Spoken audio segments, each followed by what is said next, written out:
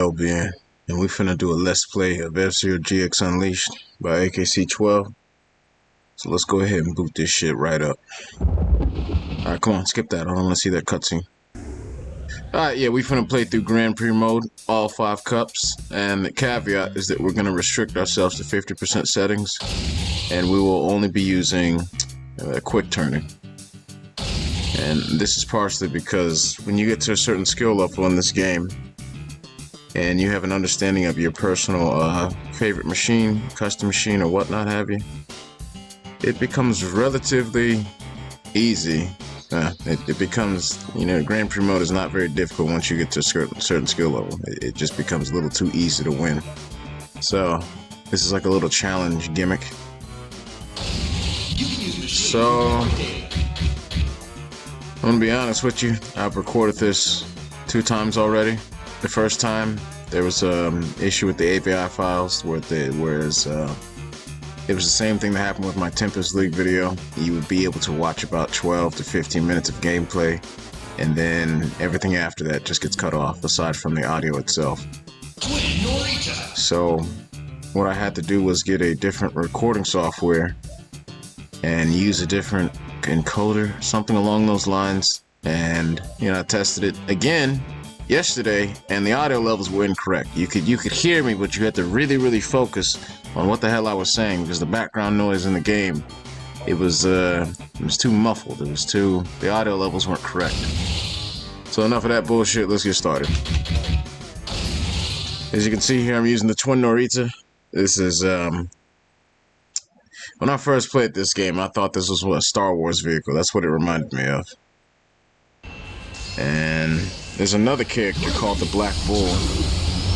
When you first play this game and you don't know of who Black Shadow is, let's say you went from F-Zero on the Super Nintendo directly to this, when you see Black Shadow for the first time, you think to yourself, is this goddamn fucking Batman? Because when I saw that shit, that's exactly what I said to myself, is this Batman? Speaking of the devil, he's right there. And as you can see here in this mod, well, this is a texture mod replacement by Supersonic. These are not with F-Zero GX Unleashed. These are something that you would have to download independently from Game Banana and find a way to implement them into your ISO. Alright, so the ultimate goal is to come in first place overall, not come in first place on every single course, because that would actually be impossible for me to do. And even if I were playing with the 80 to 100% settings and using advanced techniques, the likelihood of me getting first place on every single course in Grand Prix mode is actually impossible for me to do because of Phantom Road.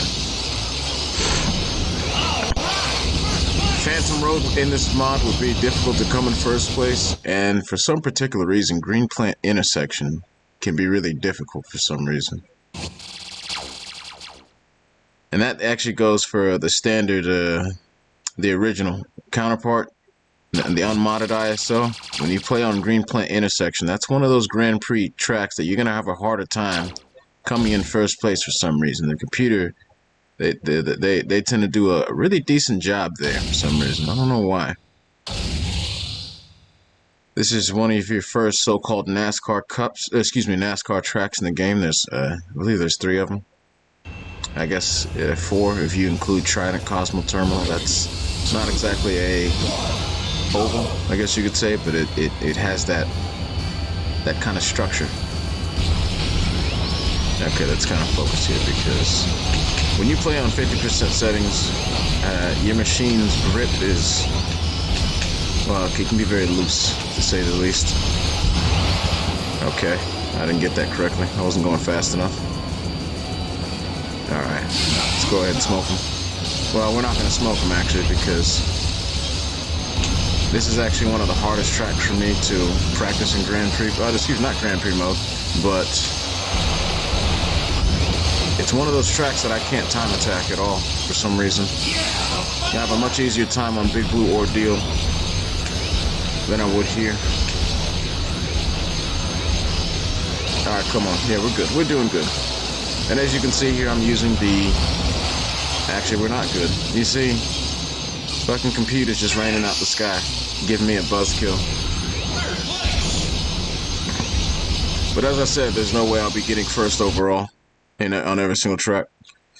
We're going to try to enjoy this for what it is, even though this is my third time going through this. So the commentary may be lacking, because what I did was I played back the when I was getting ready to upload yesterday. Well, I guess this morning you could say.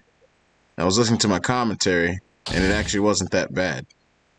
I'm very skittish. Like I'll fluctuate from being able to articulate myself properly to being a skittish, bumbling buffoon in social settings. And this isn't exactly a social setting, but because I'm trying to engage a small audience while showing you engaging gameplay, it can actually be, well, you need practice. It can be rather difficult to not only show engaging gameplay, but also have commentary that'll keep the viewer, the rare viewer that will see this video, entertained.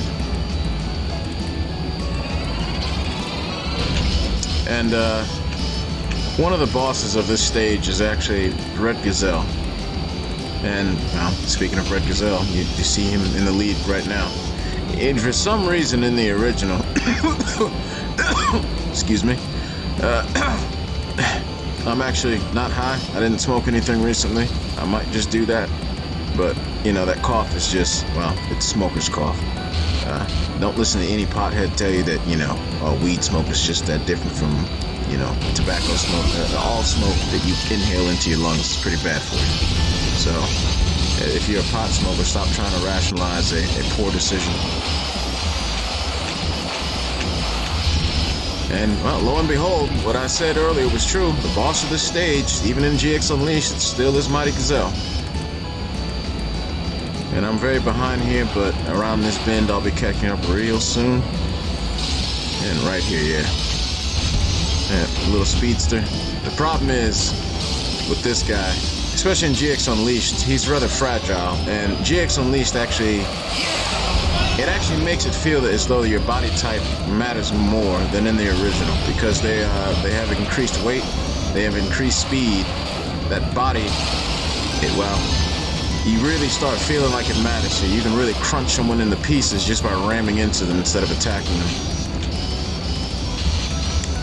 And the texture mod that I'm using is by Supersonic, as well as in Mute City. It was also by Supersonic. Let's see, let's focus here. Let's see. Nope, that's not focusing. When you hit the wall and you sash yourself, if you're trying to focus, that's you not focusing. I'll take that. So Loop Cross, I should probably be coming in top 3. We'll see what happens there. Let's actually see where I'm overall placed. I'm still up there. Green Panther is my enemy. Okay. Oh, excuse me. I found a little fact. Well, I guess you could say it's a fact about myself. The music. Well, you won't be hearing the music here. I'll be putting my own music in the background for this video. Lightning's background music is my favorite of all the songs in F-Zero GX. It's good workout music, and it's very, well, when I first heard it, it really, something about it fits this game very well. It's got that intense arcade-like futuristic sound to it. Goes with the lightning theme very well, if I do say so myself. And this is also another texture mod by Supersonic. And whoever that was, you're a piece of shit, because you really took down a lot of my health. Hey, you bullies, you gotta calm down. Oh, and another thing, when you see another machine that actually looked like it was from Star Wars, it was, I can't think of his name. It's a little robot guy that you have to unlock via story mode. His machine definitely looks like it comes from the Star Wars universe.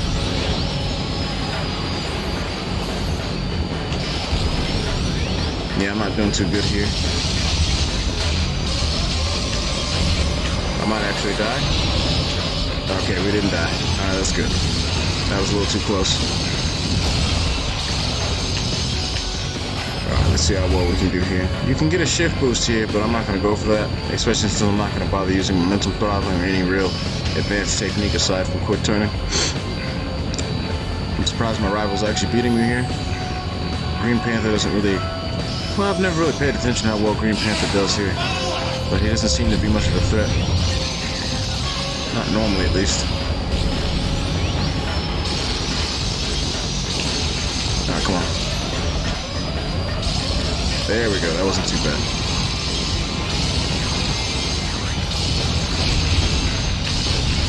Alright, come on. Come on. There we go. This isn't too bad. Actually, you know what? You are a bit of a threat. I should kill you. But I'm not going to do that. I'm a nice person. Alright. Not too bad. And surprisingly, the last track on this cup is actually really easy to come in first place. And I guarantee you, because I say that, watch me not come in first place. That's usually how it goes when you're doing commentary. And I guess you could say that's part psychological, whereas, you know, when you do gameplay without commentary, you're more focused, and there's also less of a burden of performance. Like I told you, to make engaging gameplay and make engaging commentary it's something that you wouldn't think would be difficult, but it actually can be. Jeez, that turn in the beginning. This is one of my favorite tracks, by the way, and I consider it to be a stress test track for any machine that you are trying to learn advanced techniques with. It has mines to learn mine boosting. It has just enough room for you to do a little bit of MTS training, but that's something I cannot do. You have this chicane right here to practice a little bit of quick turning.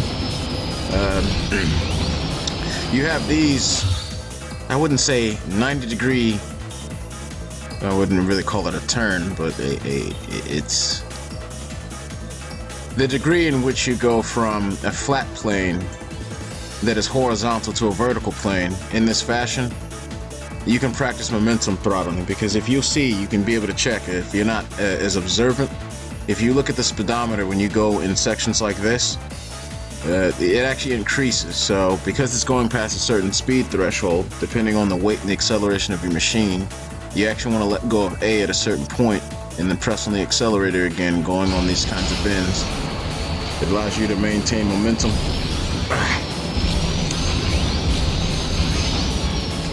Yeah, we've got Spade here, and those are mine boosts, by the way. I don't know if I executed them too well, but if you go directly center into a mine, you get a speed boost. Alright, let's see how well we can do here, because I told you it was going to be easy to place first in this track. And it should honestly be, because for some particular reason, the AI, as I say that, they're actually doing pretty decent. Normally, you know, you're making it very hard for I can't justify what I'm saying is true if you're right behind me. What I was saying is the AI, for some particular reason, they don't really play this track very well compared to, let's say, Green Plant Intersection. Another one is, yeah. You didn't really see that. What's another one? Drift Highway is one. Green Plant Intersection is one. And I believe, well, yeah, Phantom Road, Slimline Slits, that's obviously one, but, you know, everyone should know that by now. And they're really trying to have me dead. For some particular reason, the AI know when you only have one life left, and that's when they really start brutalizing you.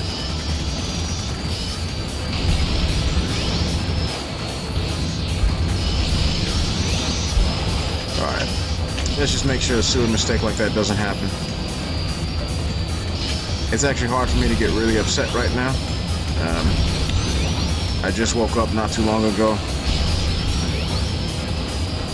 I'm recovering from a little bit of liquor and I don't really drink liquor that much anymore at all. So this was a weak point. And I decided to be an ignoramus and say, well, it's my fucking birthday. It's another piece of shit day. Let me just, you know, drink and get high. It's very counterproductive. I wouldn't recommend it. It's not a good way to celebrate your birthday or your born day, because this is the day that you were born. It's your mother's birthday, because she is who gives birth to you. Well, I say it's your mother and father's birthday, and it's your born day. And Spade happens to be the boss of this stage whenever you see him. For some particular reason, his machine does very well here in the computer's hands. Alright, I have a good lead on everybody. This is where I died. Now, guaranteed victory here. This game knows how to put you in your place when you get a little too cocky. Anyone who's ever done, anyone who's ever really played it, and you think you're getting better at something, you say, I'm way ahead, I'm this, that, and third. The game will punish you real quick and let you know, nigga, you can't have an ego like that. Shutting your ass down. Alright, yeah, this is a good run. For 50% settings and no real advanced technique aside from quick turning, which I kind of don't consider to be an advanced technique. Excuse me. Alright, good. So that cup is done. We had a few disqualifications. I don't see how, but, you know. I'm not going to save the replay. We're going to proceed to next, yeah. That's it. Alright, first cup's out the way. Ugh. Let me take a drink from this smoothie.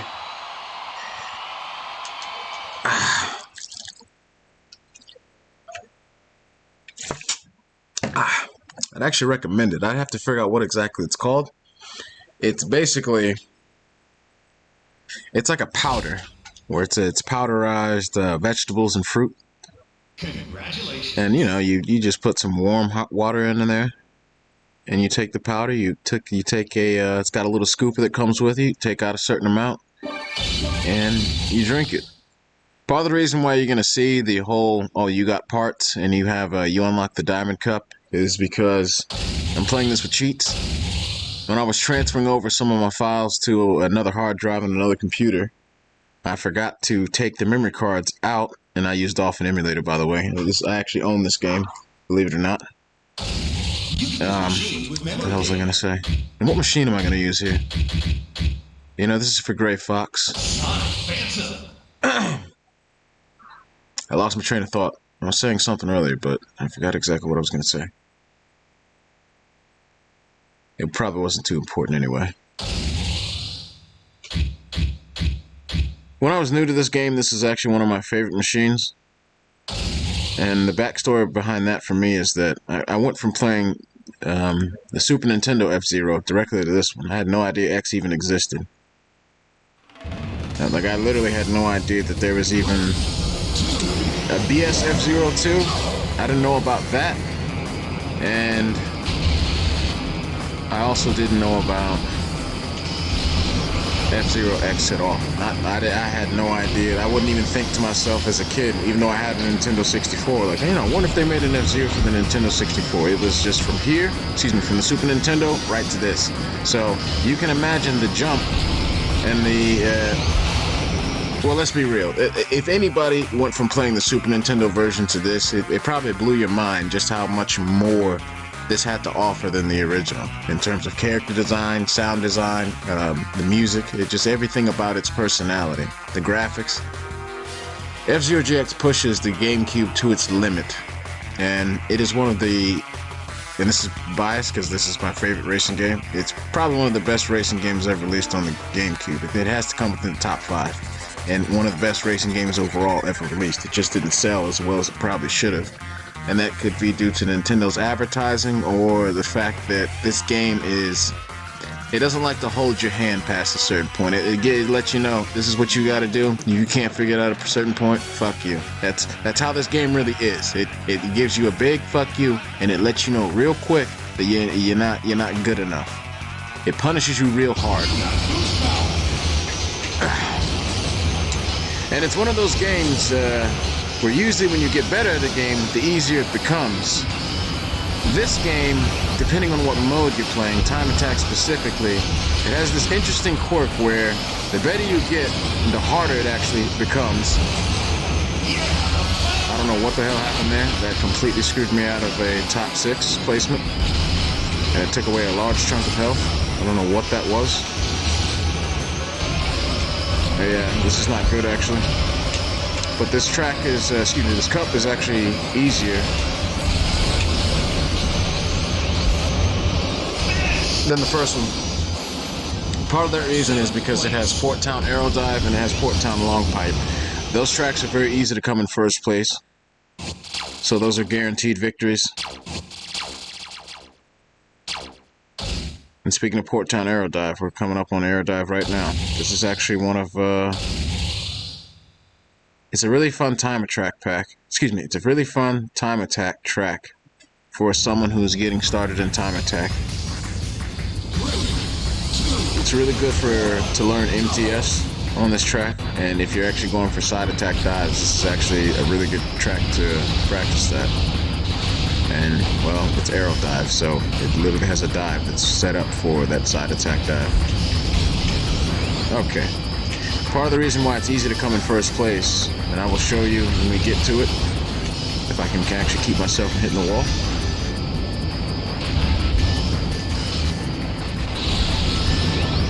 Right around here. This section right here. The computer players, for some particular reason, they point their nose downward.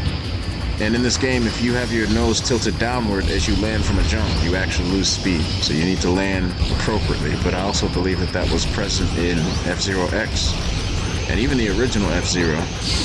But the original F-Zero is a little different. You had to tilt your nose upward when you landed instead of keeping it flat.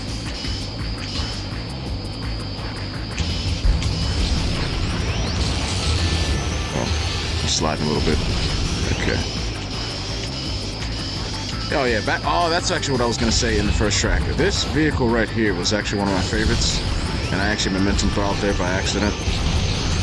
It's sometimes it's a force of habit doing that.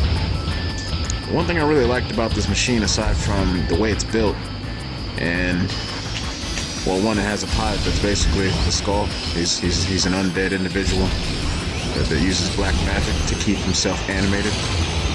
Not only that, is that he had a ethereal ghost plasma jet. And that is one thing that AKC-12 decided to so-called fix.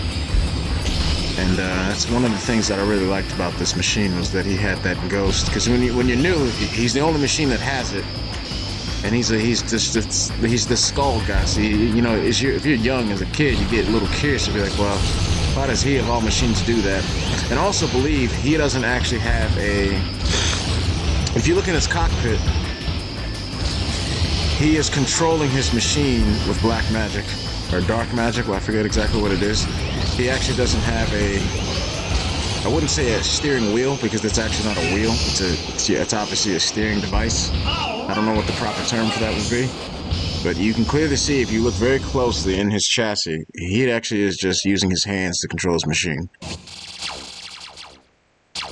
I also believe that the backstory behind him is that he was in the F-Max Grand Prix Sterling with Vaughn. I don't know if that was a fan-created backstory, or if this was something that was just thrown out there by people who were part of the development team for this series. Whereas he suffered in the fatal F-Max Grand Prix crash, which was, shout out to Pico, he was allegedly the one who caused that big crash. Let me change the goal. There we go.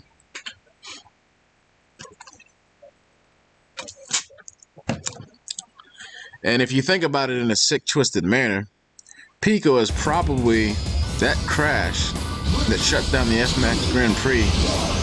When you think about it, as fucked up as it seems, part of the reason why F-Zero now has the safety precautions that it has, because if you do the backstory on the F-Max Grand Prix, it was basically just a death race. It was brutal. Just think of some kind of Armageddon, post-apocalyptic world, and mix that with F-Zero. That's how you get the F-Max Grand Prix. Extremely deadly. There was very little rules, very bloodthirsty. And part of the reason why we have these kinds of F-Zeros is partially due to Pico and that horrific incident. That's why Pico is considered one of the more hated pilots in Grand Prix. And the best part about Pico is that he couldn't give a flying fuck. He is an amoral sociopath. More of a psychopath, I guess you could say. Maybe. I think he's more sociopath. He's definitely amoral in a sense, because he's an assassin. You have to have a certain mental pathology to be an assassin. You know, if you give him a certain amount of money, you give him a good reason to get rid of an individual, he will most likely do it.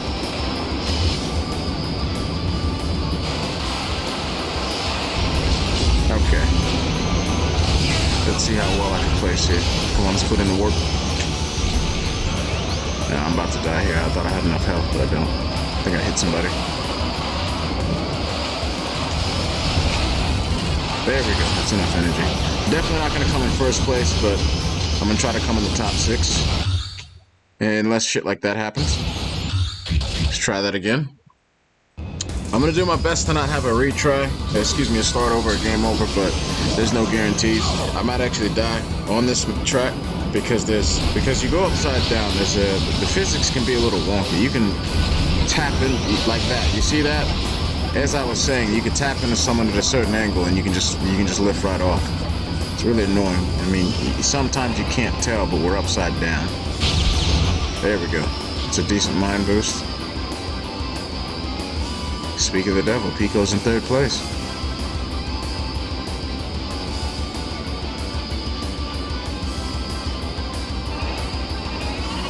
This is a texture mod by Unreal Sam. It fits the theme of this track very well. This is another NASCAR track. And for me personally, for F-Zero GX, this is because Sonic Oval has that pure NASCAR vibe because it is just a straight up oval. This is the NASCAR track of this game. This is, it fits F-Zero GX very well. This Mobius ring. This is something where I would go into practice mode just for the hell of it. If I'm, just want to have like a NASCAR-like feeling in this game, I'll set it to around 10 to 15 laps and just, race your ass off. This is one of those tracks that seems like it was built for that. Okay, let's see if we can come in first place, but I doubt it. I'm getting some slowdown here for some reason. I don't know why. That shouldn't be happening.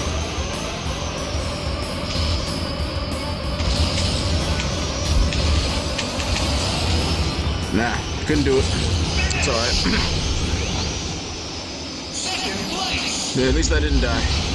And let me ask myself a question here.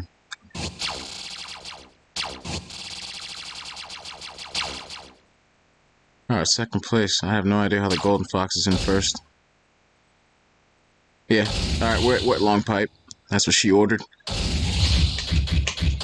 And this should be easy to come in 1st place.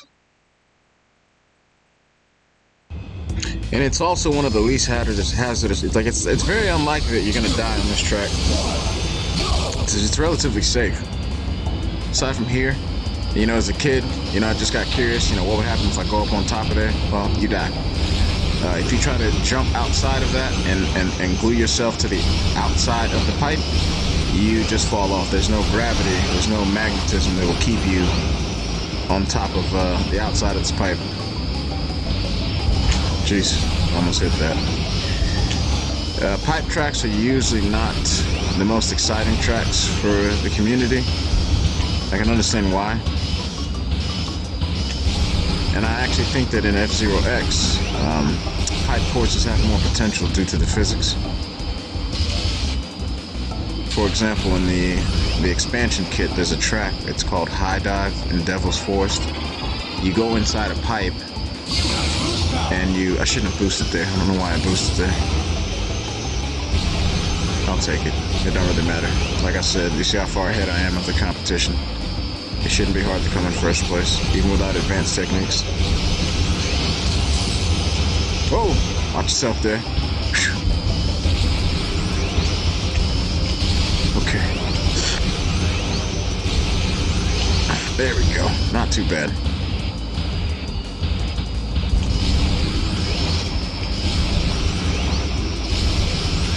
Come on, come on.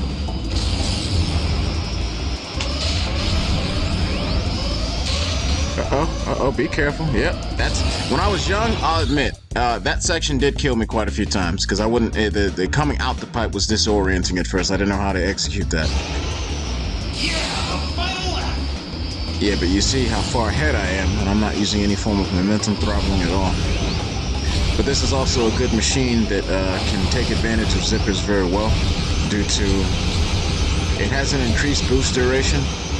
So when you go off a zipper plate right here, it goes, it's half of what your boost duration would be. So if your boost duration was 3 seconds, your manual boost, when you go off a zipper, it would be 1.5 seconds. Oops, screwed up there.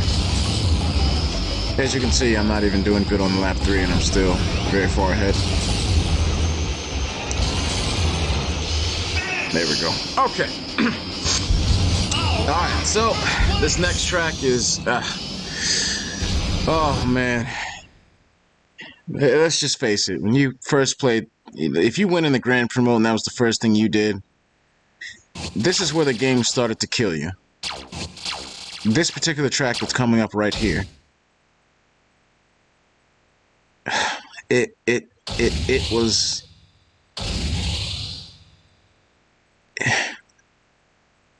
It's easy now, and as I say that, I'm probably gonna die, but it wasn't even a matter of placement when I first played this course. It was just survival. This would ruin every Grand Prix run I could do on this cup.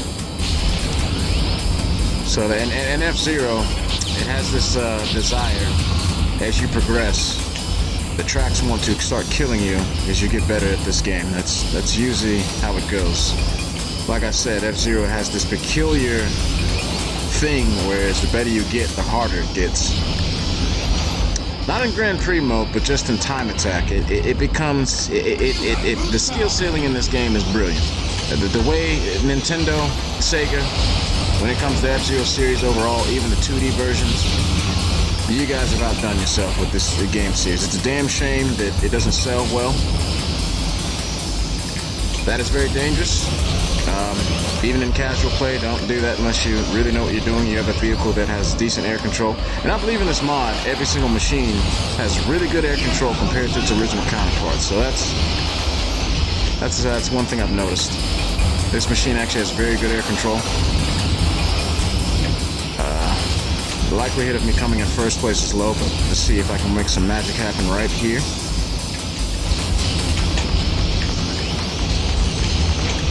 Nope. The old man got me. That's actually kind of funny too, because he's in the original game. He's the actual staff host of this track.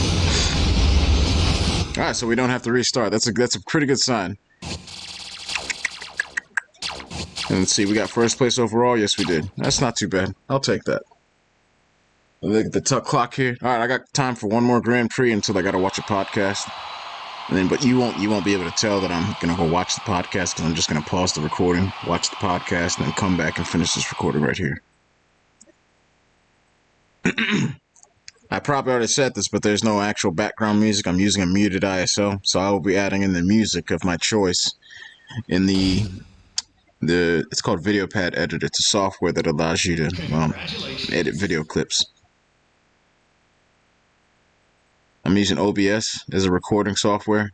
I normally use Fraps, but for some particular reason, I was having issues with Fraps, Video Pad Editor, something just kept going wrong with the AVI files, so...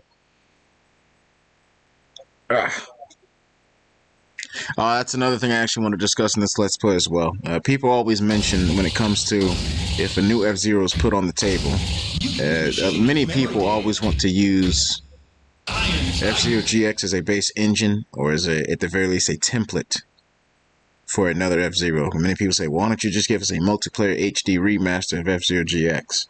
They always say, well, Nintendo, you could do this, Nintendo, you could do that. The biggest issue here I find is that this game was predominantly made by Sega's Amusement Vision. So they have the rights to the intellectual property, most likely. So the chances of us, if F-Zero was put on the table, we'd actually have to be more realistic here, and we'd have to base it off of, we'd have to use F-Zero X as a base engine. And as a GX player, I mentioned on the Discord chat a few days back, I feel as though F-Zero X is underappreciated, underrated, because F-Zero X set the tone for what GX could really be. And there are certain things that I find that play better in X, such as your aerial control, and the way you attack in that game. There's a charm to F-Zero X. It has a certain feel to it. F-Zero GX has a more arcade-like feel, and F-Zero X has this gritty, kind of rockish. It has a grunge to it. It's got that kind of it's something that there's something that's right about it that I can't put my hands on. And I'm a GX player. Like, I pretty much spend the vast majority of my time, if I'm playing F-Zero, it's going to be GX these days. And I do make, well, I have at one point made tracks for F-Zero X. I might actually get back into that. There's a shift boost that you can get here. But I didn't do it right. I'll do it on the second lap, maybe. No guarantees. And like many cylinder tracks, the thing that you need to learn is where all the zippers are. I'm not too fond of this track in Time Attack. It's actually one of the tracks that I have not done in Time Attack. You haven't seen anything upload. If you even follow in my uploads, I haven't done anything here. That was terrible. I thought I had that. Okay, there we go. There we go. Got that little shift boost there. The way I understand shift boosting, at least when it comes to on-road shift boosting, is due to some form of magnetism, some kind of gravity. So when you're going over a hump, there's a form of magnetism that repels the machine. But there's also a form of gravity or magnetism that wants to stabilize the machine in a manner that has it hover above the track. So when you're going off of a hump, excuse me. Excuse me. I apologize.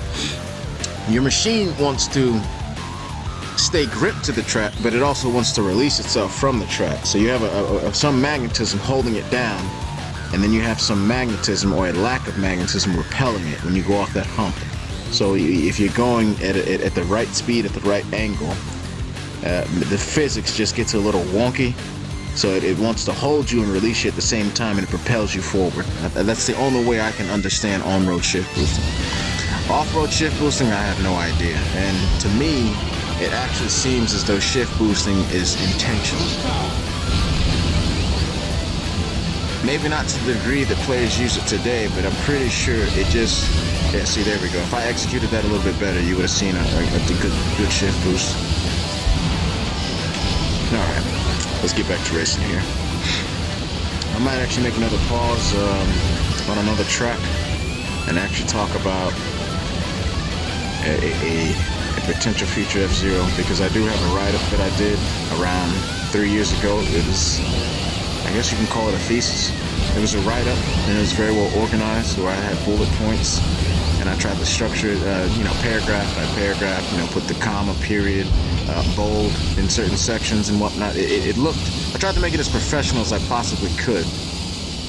And I took ideas from the community and I implemented my own ideas into what a new F-Zero could bring to the community. And what I attempted to do was combine all the best aspects of every F-Zero game into one. That was a small shift boost. I don't know if you could really tell. That was bad execution. So realistically, I think we would actually have to base things off of F-Zero X's engine. So what we would do is we take the advanced tech that GX had to offer and we implement it as whoa, I don't know what the hell that was. I think someone just gave me a booty shift boost.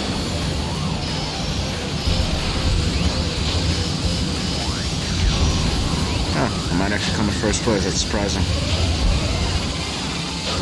Yeah, there we go. But yes, so theoretically, let's say for example, we use F-Zero X as a base engine when we're making a new F-Zero, right?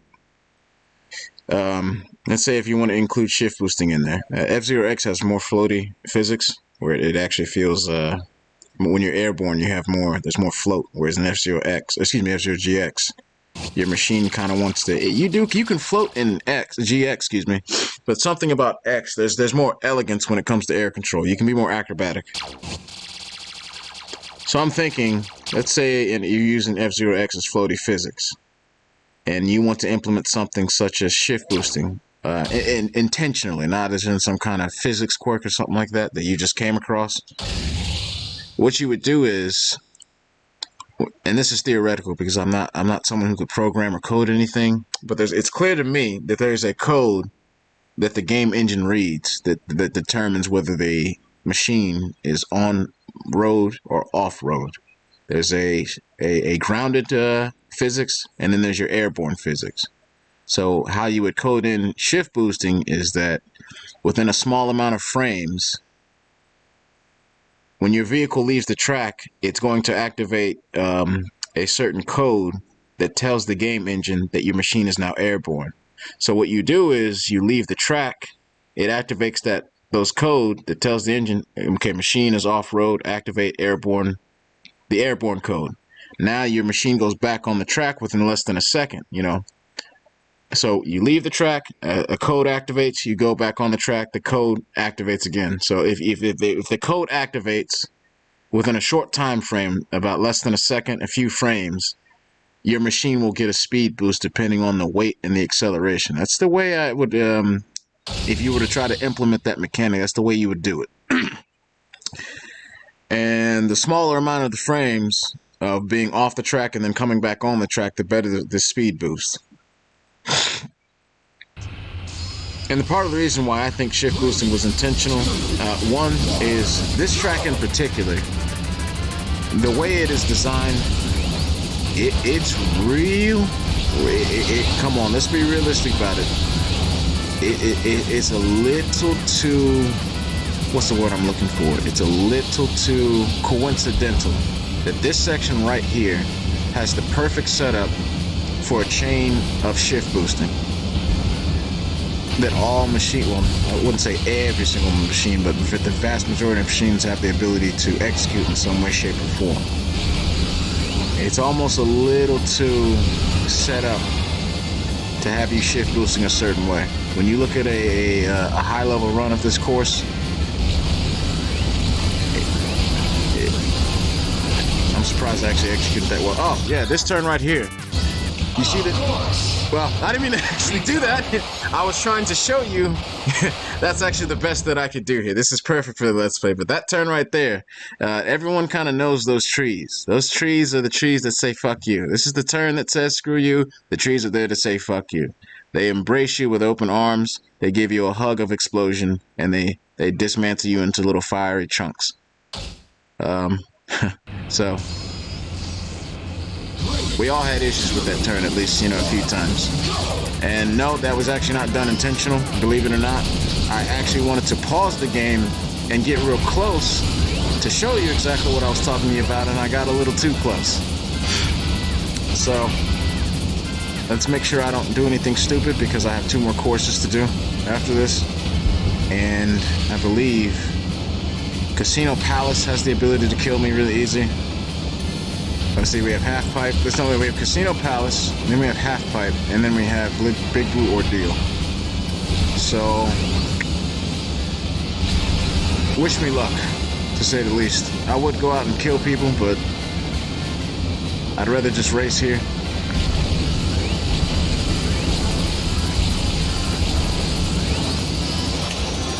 There we go. Okay.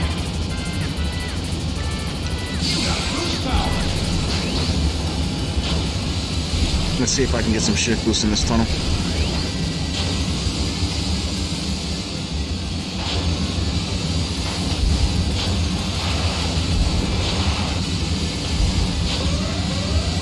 There we go. That's not too bad. There's no guarantees that I'll come in first because the AI, like I've told you earlier, they have a really... the way they rubber band here is insane. And if you look into my trailer for this game, this mod, excuse me. There's no way I'm getting first place now. If something like that happens and you're going for a perfect run, just start the track over, because there's no way after that you can get into first place unless you're using advanced techniques. I know that sounds a little strange because I'm purposely going for shift boosting, but I'm talking about a deliberate use of MTS, momentum throttling, and whatnot. I'm not doing this too well. There we go. That wasn't too bad at all. Alright. I did catch up, but I'm not going to be able to come in first place at all.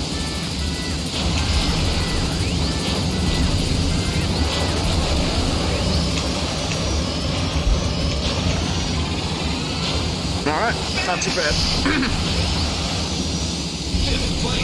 Yeah, whatever. Excuse me.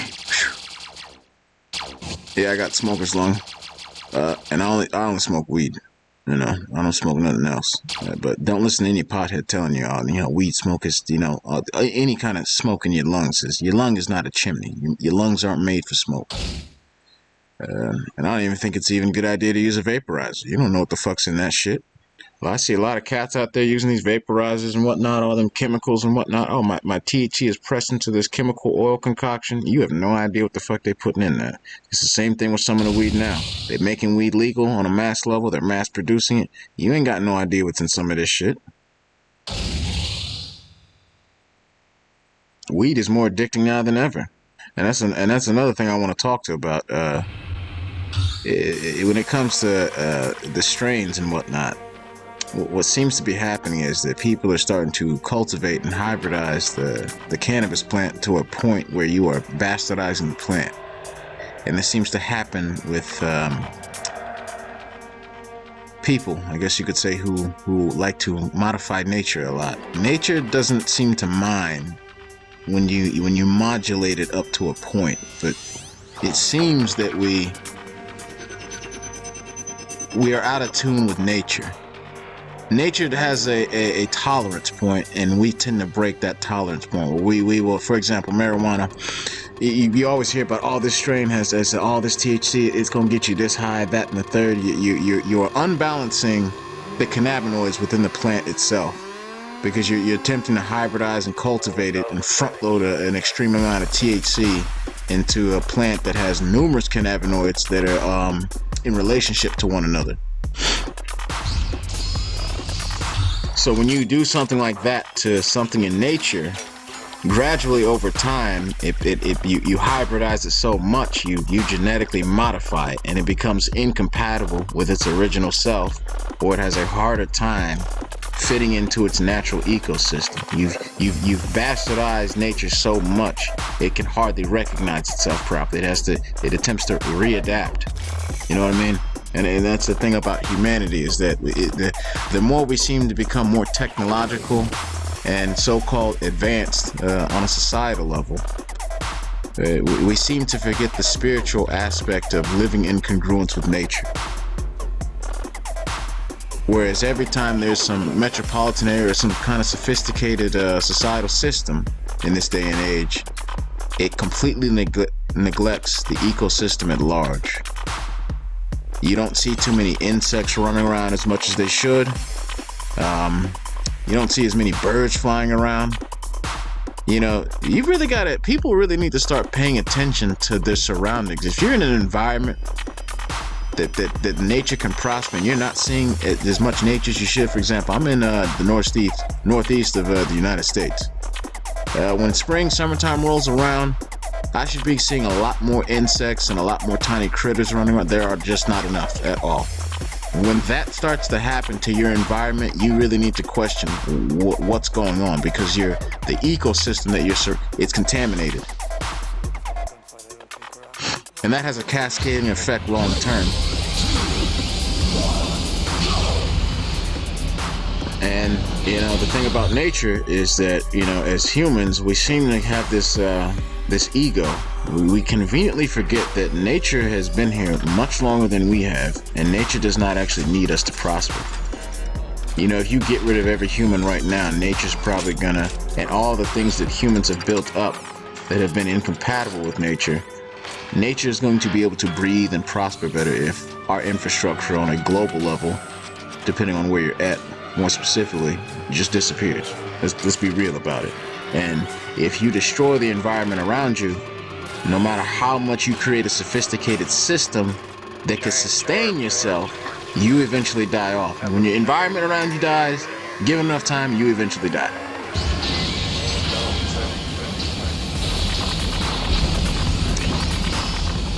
Nature is before, nature is now, and nature will forever be. And I need to focus now on racing and survival, because this is a track where you can die really easy. So I'm going to be attacking to get an extra life, a security deposit. This game rewards you for being immoral.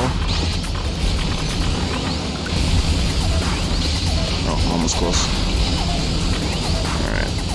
Right around here. This is a spot where you can easily die. Oops. Come on, I need someone to catch up to me so I can kill him. I need to slow down here because... Yeah, there we go. I see you. Oops. Messed that up. Alright, you know what? I'm just gonna race. I'm not even gonna bother try to kill them. I'm just gonna do the best I can to stay alive. Because that podcast is about to start and I'm wasting time.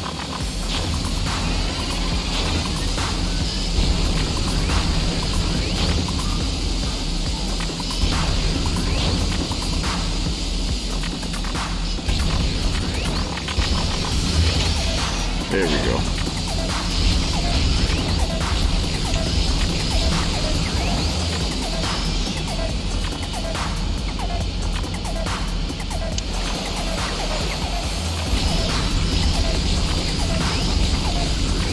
This is also another track that I've time attacked that I'm not exactly good at. I did have one upload with, I believe it was the Green Panther. And that was just terrible execution. I want to kill you, Mr. Reflecto Head. That's what I call every single bald person, bald male, mostly. Especially if it's a brother and he has that polish on his head. I mean, we've all seen it before. We've all seen that bald person who just has that shiny dome.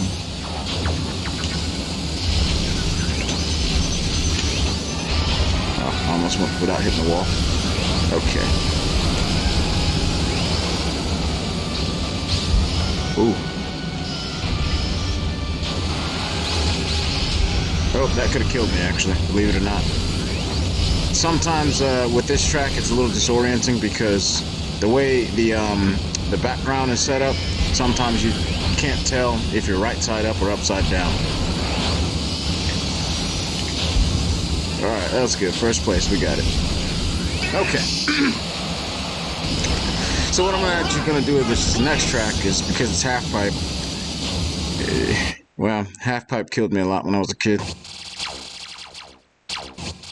And that's because there's no guardrails.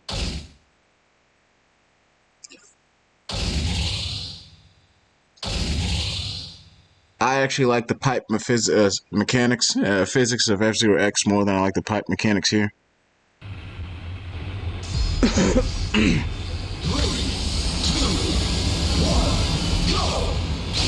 Okay, that's one.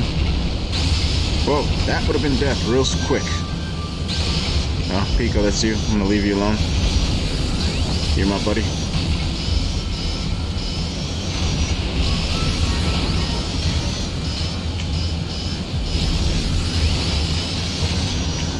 Alright, come on. I need to catch up with someone here.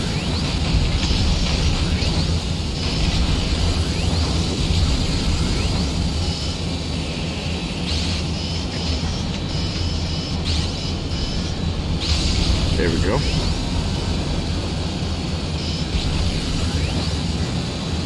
I'm slowing it down here because I need the people to catch up.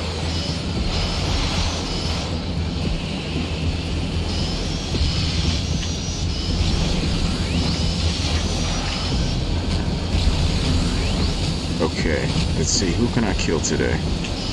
Deep Claw, you look like you want to die.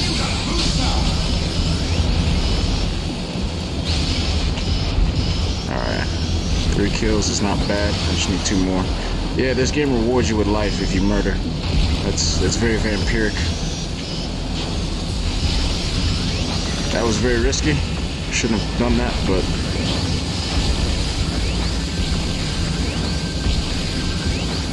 I need to slow down here.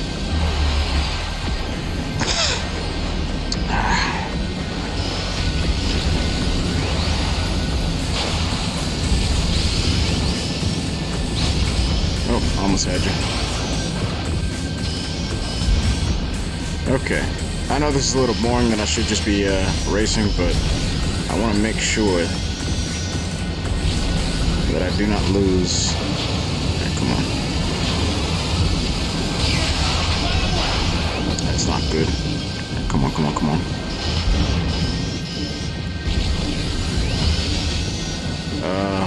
Oh, the next track is Big Blue Ordeal, so we shouldn't actually have an issue. Hey, hey, hey, hey. I don't know who that was, but don't do that again.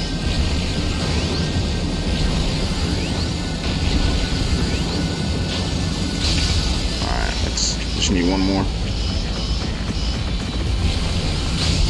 There we go. Alright, let's go. Let's get it. Woo! Yeah, there's a shift boost you can get right here.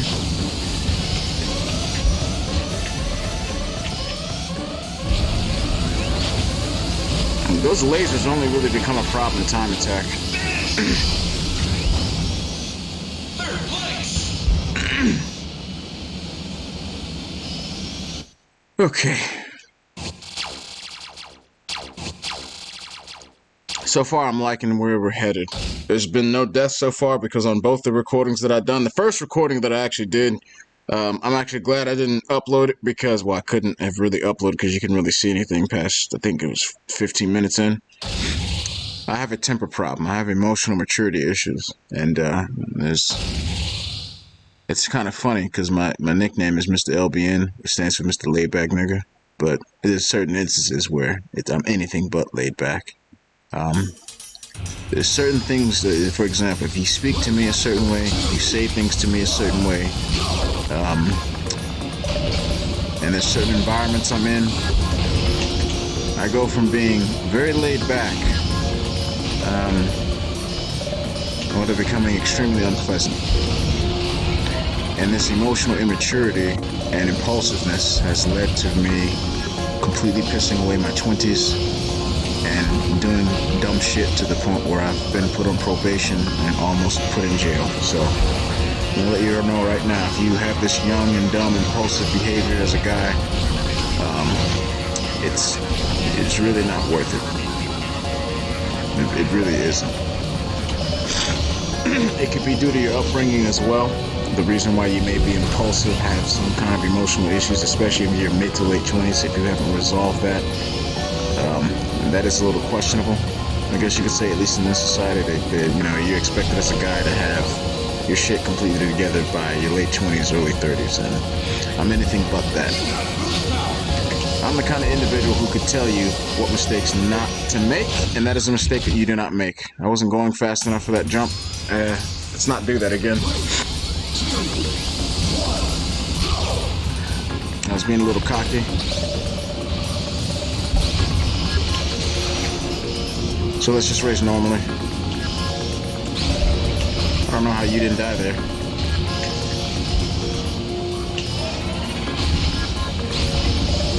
Okay, come on.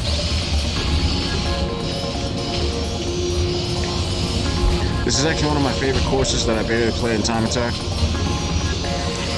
I find this to be a very enjoyable course. And I find this to be easier than split oval. And what the hell? Can't believe I missed that. Yeah, that's one.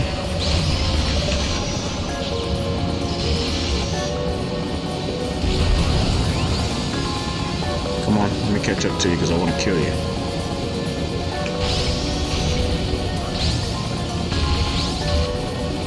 Hey, you're my rival, but... Alright, let's focus here. That's one. No, that's two, excuse me.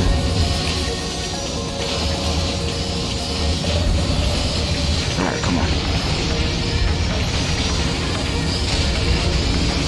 Yeah, I'm just gonna race it.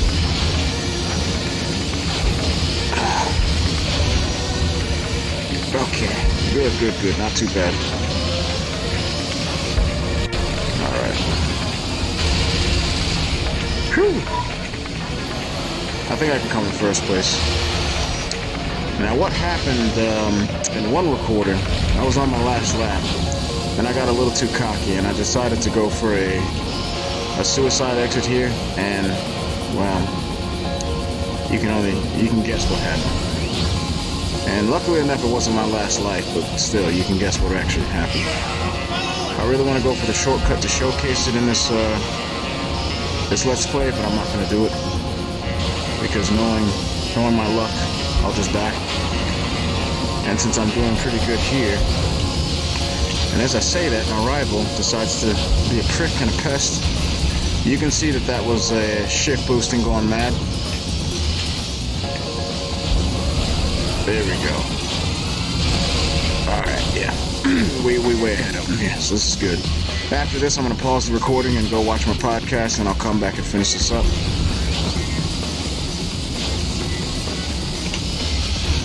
Okay, maybe I could show you a death exit, but this is really risky.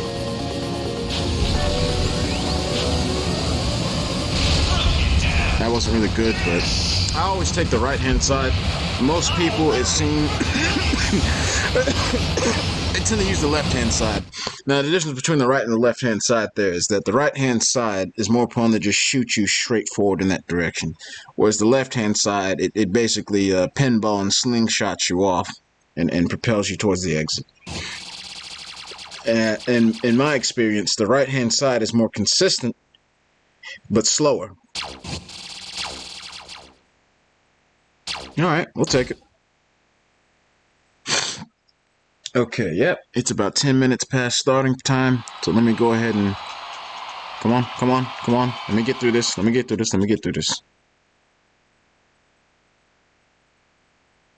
Yeah, come on. Oh, that's another thing I want to mention about the character design here.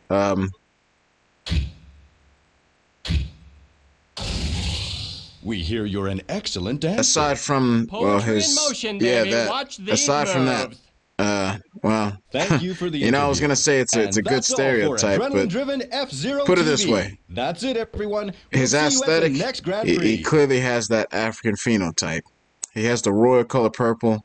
He has a headdress, which is historically, dating back thousands of years, that the headdress is a prominent. It's not just fashion; it's symbolic. It tells you status, rank, where you come from, and there also can be a directional meaning behind your hairstyle. So when they put the headdress on him, they gave him the royal color purple, and they gave him the animal print. To me, that's a good stereotype. The problem is they made this guy, well, I don't know why they have to make the black man gay. You know, they've been doing that a lot lately. I don't normally follow mainstream media at all, social media too much, but they always wanna make a brother effeminate for some reason. Never understood that.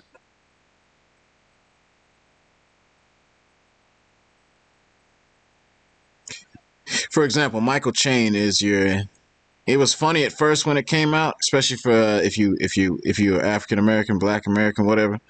You know, it's kind of funny because, you know, oh, it's the stereotypical thug hood brother. You know, he looks like Tyrone. And then, but, you know, it's, you know, you watch more stereotypes, it's the same goddamn thing. So when I saw Baba, his name was Baba, and then the way he looked, he can break dance. I'm like, and he has the tribal physique. I'm like, yeah, that's actually a pretty positive stereotype. It shows that the African with his normal phenotype. You know, I'm a little mixed myself, and you know, and even then, I still have a predominantly African phenotype. Like I told someone that I'm part British, Irish, and Asian, and they couldn't tell. You know, because I look like a nigga. Like you look at me, you gonna say to yourself, "That's a nigga right there." He got the melanin on his. He got deeper melanin than the average person you see in the U.S. He got that wide Negro nose. He got them big ass lips. He's got that round face. He's got that kinky curly afro hair. It just grows and curls like it just don't care. You know, you will always know when you see that afro.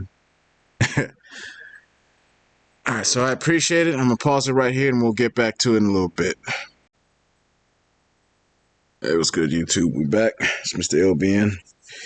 We got 2 more cups left, so let's get right to it. I just got through working out not too long ago. You can use machines with memory data. So I'm slightly more relaxed than I normally am. And, wow, this is when F-Zero tries to kill you. If it didn't already try to kill you before in the previous cup, the Emerald Cup, this is the cup that just tries to kill you. And when it comes to time attack, this is Shift Boost Central. And as you see, we got there's 2 mods installed, I believe, 2 or 3. So we have the texture mod, which is by Unreal Sam. I think it's the Industrial Trident Zone. And I also believe it was by Super Sonic, whereas he decided to go ahead and remove the casing, the hull, the shell of the elevator so that you can see the outside images much better. And this is supposed to be some kind of space elevator.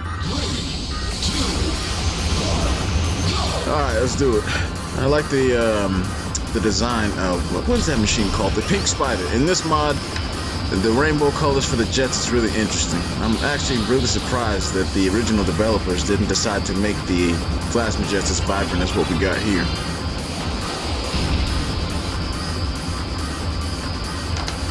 This track is, well, it's easy, but how do I say this? This is a notorious track in time attack. And there's absolutely no way. This is well, yeah. You see that? That's I'm not good at shift boosting, by the way, so this track will always be hard for me in time attack. My most enjoyed track in time attack when it comes to shift boosting that I'm capable of doing is Firefield Undulation. That's actually one of the most enjoyable tracks in the game. So as you can see here, with Zoda, this isn't bad because he's got a really high top speed even at 50% settings, and he's got a pretty powerful booster. And I think he's actually the 3rd or 4th ranked machine in the original game, so you can only imagine how powerful he is here. But the reason why I say Trident is actually easy when you're playing more casually is because as long as you understand the general stick steering of your machine of choice, it's kinda, well, there's not much that really gets in your way. It's like a NASCAR track.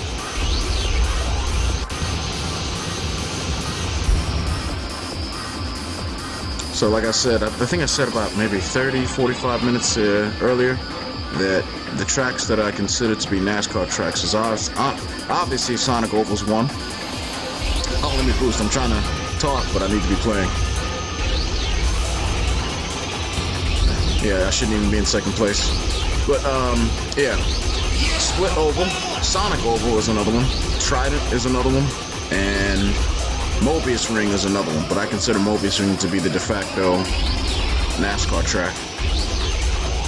There's something about it that just doing 15 to 20 laps, if you could save a replay, would be interesting. Like if someone knew how to change the how the AI operate, which I don't know if it's actually even possible. Even though in the I could have done that, but if you open up, there's a program called, I think it's called GC Rebuilder, and you export your ISO file into a root folder, you can see car data, sound data, and shit like that. And there's something, I forget exactly what the file is called, but it has something to do with the AI's pathing. Because for some particular reason, some of the AI are just absolutely terrible with their boost patterns. So imagine being able to change that. And change the rubber banding. It would actually make a Grand Prix mode feel like a legitimate race. But again, I'm speaking from a perspective of someone who has a decent understanding and a I guess you could say an above average skill level. Because no matter what, this game will always remind you of how much it wants to kick your ass.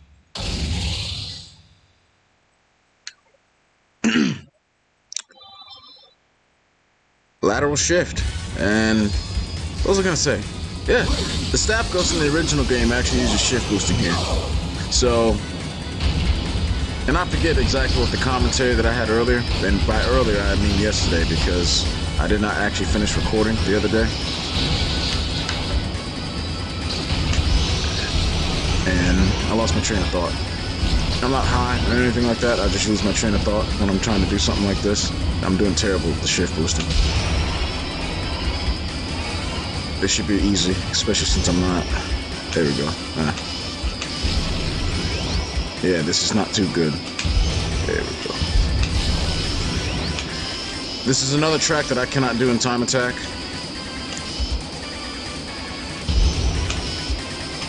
There we go. Oh yes, I was gonna say, my theory is that shift boosting is intentional.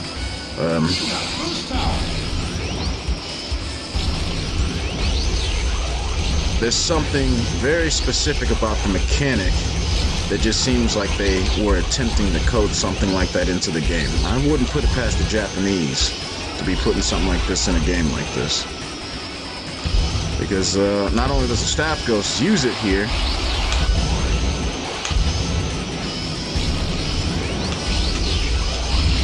oops.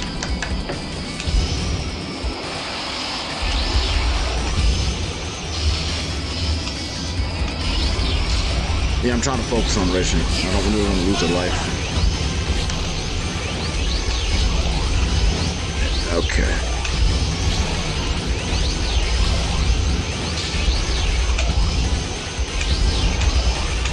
Come on, come on. Don't hit the wall. Damn. This is one of those tracks where if you don't know how to shift boost or you don't know how to momentum throttle, the AI, well, speaking of the AI, you can hear them behind me. They tend to do pretty decent on a track like this for some reason. And here comes my favorite track, one of my favorite tracks coming up. This is actually a Firefield Undulation is my favorite track in the Diamond Cup, and that's probably because it's the only track that I could actually play properly.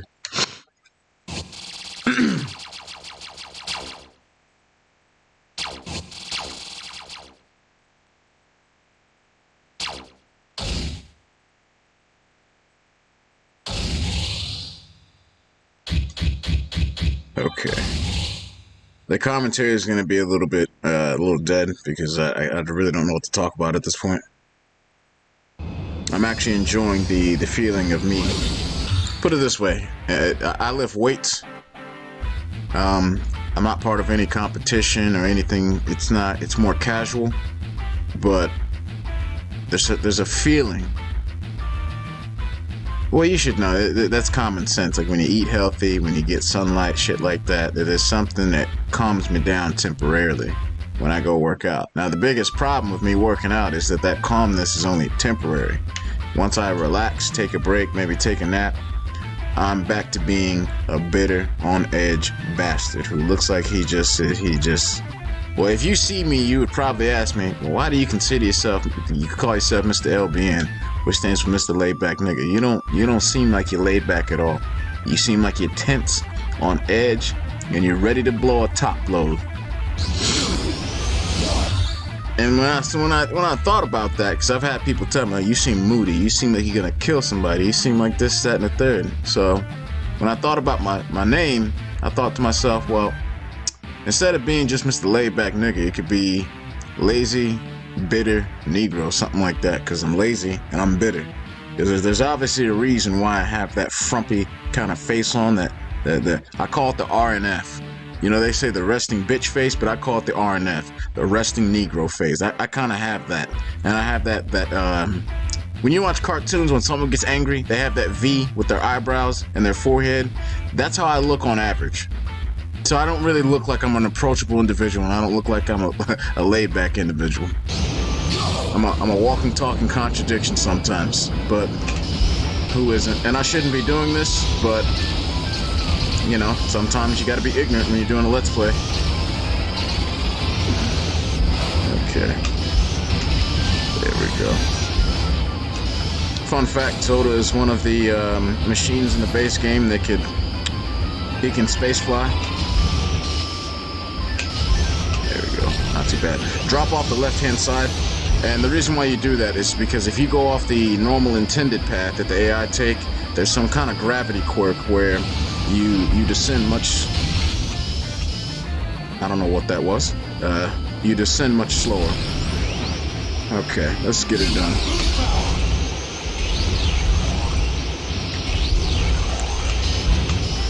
Those aren't good shift boosting.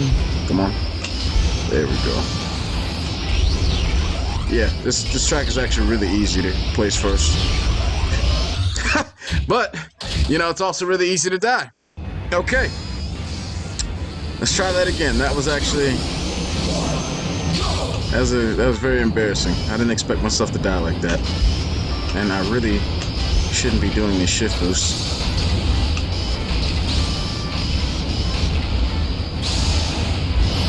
I know it's a little silly, but I need life. When you think about that, that's just so immoral and vampiric. To get life, you have to take life. That's vampiric, immoral, and parasitic.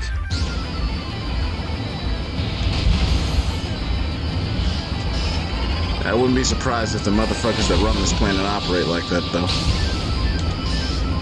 I'm gonna drop off the side here like I told you should. I'm gonna catch up to this bastard and get my last life. There we go. Okay. I got my security deposit.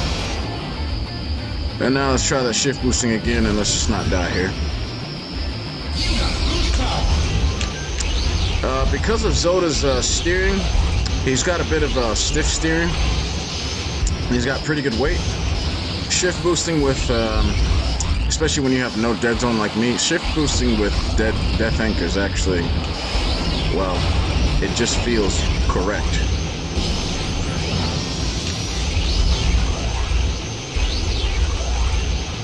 Okay.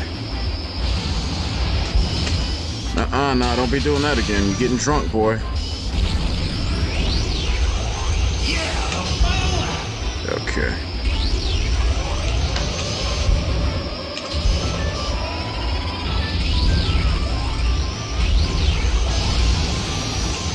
Of course I'd hit that. Come on, come on. I should be coming in first place. Whoa! I should kill you, PJ. And I'm talking about PJ in the game, not the actual cat that's in the house, because we have a cat in this house his name is PJ. So don't take offense to that, PJ. I don't want to kill you. We're good buddies. But you should know that.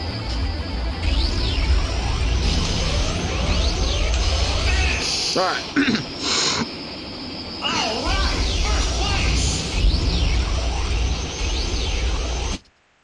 So let's see here. Firefield Undulation. And what is another track that I really enjoy? I think Multiplex is one. And then because we haven't got to the cup yet, I'll wait until we get to the final cup in the series. And then I'll let you know which is my favorite in that cup. And for some particular reason, the AX cup is the hardest cup to unlock, but it's one of the easiest to literally get a perfect score. To me, that doesn't make any sense. I'll go with the purple color scheme. This track right here is actually very fun to time attack. I'm not good enough at it because I can only do one shift boost at a time in most cases. And even without side attacks, because that's normally how I play when I do time attack. There's something about this course that, I don't know, it's very fun to play. Like, even when you die a fair amount, this is one of those tracks that's actually very fun. You don't mind dying as much.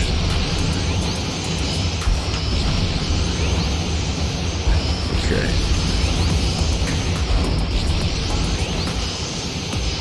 I'm not actually going to attempt any shift boosting here because, well, it's very finicky. There's certain areas on certain courses where shift boosting is just really easy, and this is one of those courses where it don't feel easy. Like Trident, for example, the shift boosting in Trident is, for me personally, is very difficult. But the shift boosting that you can do in Undulation is really easy. Let's see if I can. There we go. I got a shift boost. You see what I mean by intentional? It honestly feels like that boost in speed is intentional. I might have mentioned this earlier in this Let's Play. Theoretical is probably something to do with magnetism and gravity. Why you get a speed boost, especially when you do an on-road shift boost.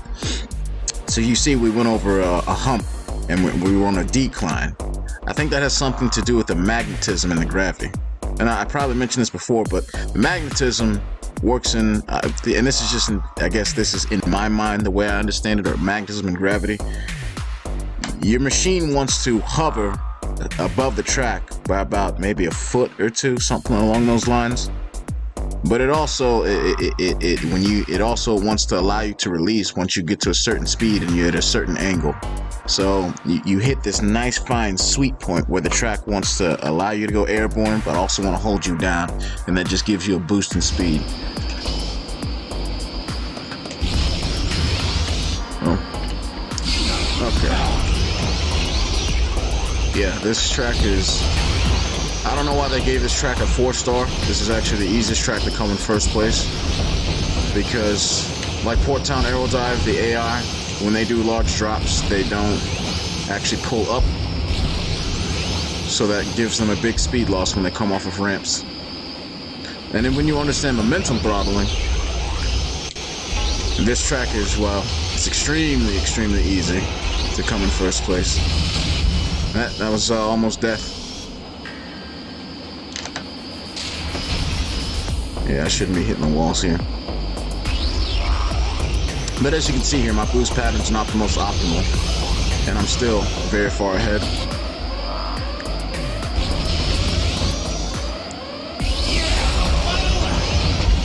That was terrible.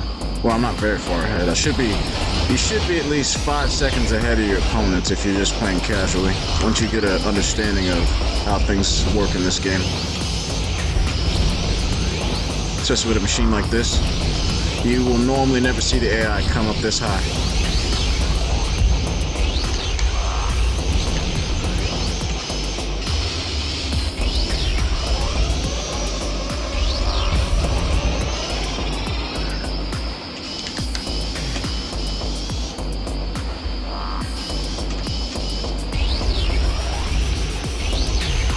Okay. There we go.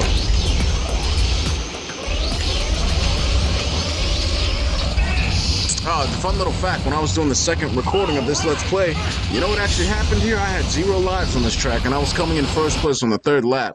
And I decided to be cocky and go for not like some kind of crazy suicide exit, but something that was going to guarantee you just get a slight boost in speed that'll save you about, maybe half a second to 1.5 seconds. And I'm basically, literally, 2 to 3 inches under the finish line. That's exactly what happened, because if you know anything about this game, when you get a suicide exit, as long as you are above the exit plane, the lap plane, you can complete your 3rd lap with a suicide exit. If you go below it, it doesn't count and you blow up. That's exactly what fucking happened. So never get too cocky in this game. I probably already mentioned this in this Let's Play about 45 minutes earlier, but yeah, you get cocky in this game, it'll punish you real quick.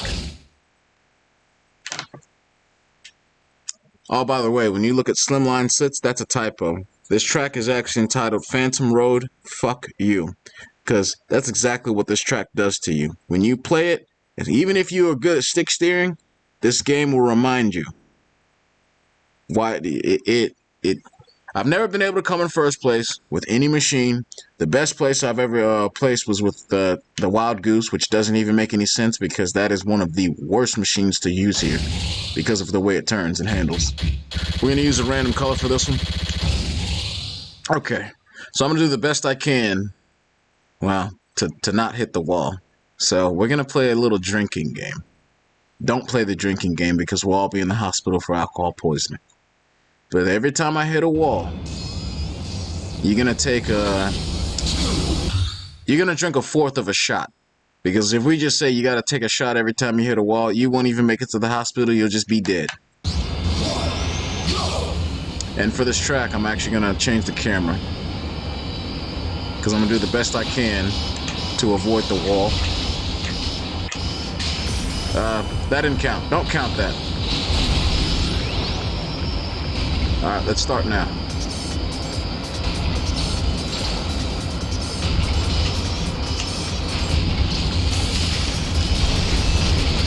And the computer players are not making this easy. So, take a little sip.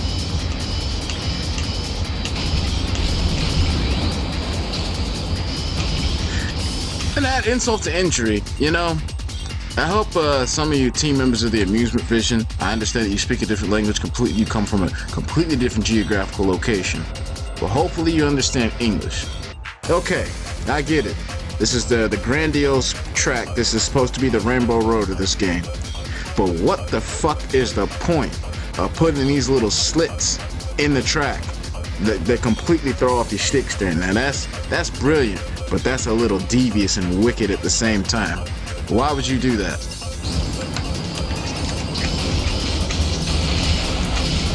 Alright, take a little bit of a sip. Alright, come on.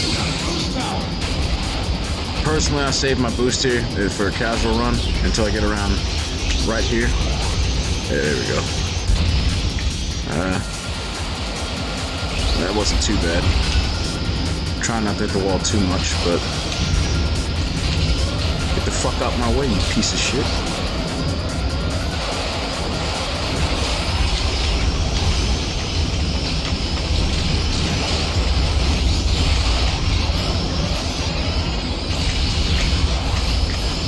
Yeah, you see this? Come on. You, what the fuck is that? See? And that insult, that's another one. Not only do you put the little slits up in the track that throw off your stick steering, you make it so that the AI can just fly 50 million feet into the sky and do all this acrobatic shit that we just don't have the ability to do.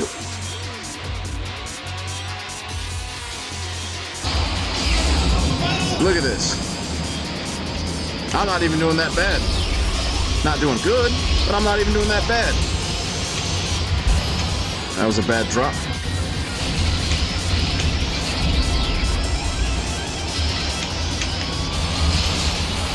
Come on, focus. Oh, ice, you screwed me over.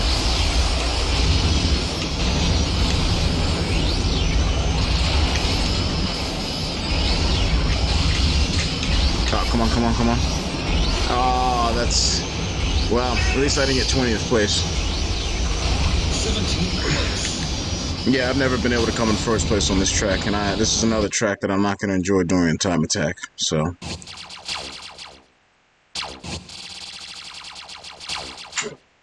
Alright, good. We got first place overall.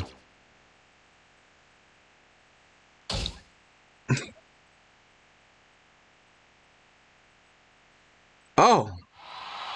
And just to let you know, I'm pretty sure if you've been following me for a while, if you're part of this F-Zero community, because it's the last cup, just think for a second. It's Mr.LBN. What machine is he gonna use next? You goddamn right. I'm pulling out that mean Next on green. F-Zero TV. Shut the hell up, Mr. F-Zero. I'm talking right now. Yeah, that's right. Mr.LBN finna bring out that mean green bumper car banana machine, and we're gonna drive it and make it look nice and clean, all up on your goddamn computer screen. Sorry, I just had to do that. But yeah, the mean green bumper car banana machine is my favorite thing in this entire universe. In the F-Zero universe, you're not gonna find anything better than the Wild Goose.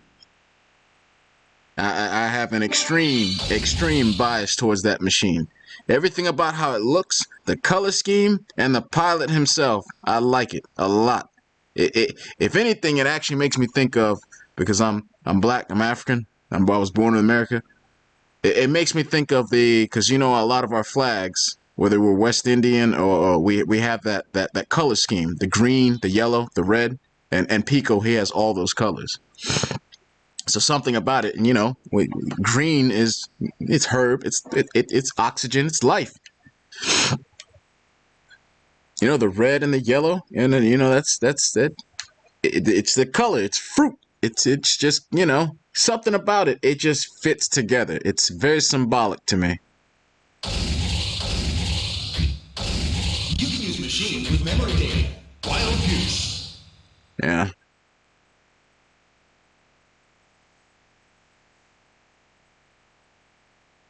I was very disappointed when I first played F-Zero GX though, because the first thing I really did was pick the Wild Goose, and I could not steer that thing at all. Anyone who knows,